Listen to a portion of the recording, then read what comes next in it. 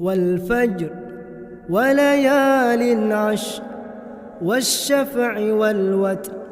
والليل إذا يسر هل في ذلك قسم لذي حجر ألم تر كيف فعل ربك بعاد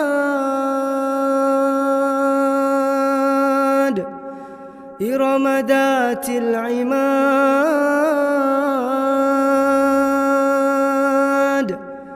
التي لم يخلق مثلها في البلاد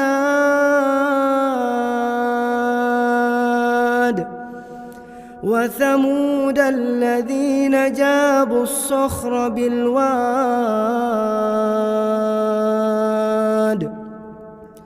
وفرعون ذي الأوتاد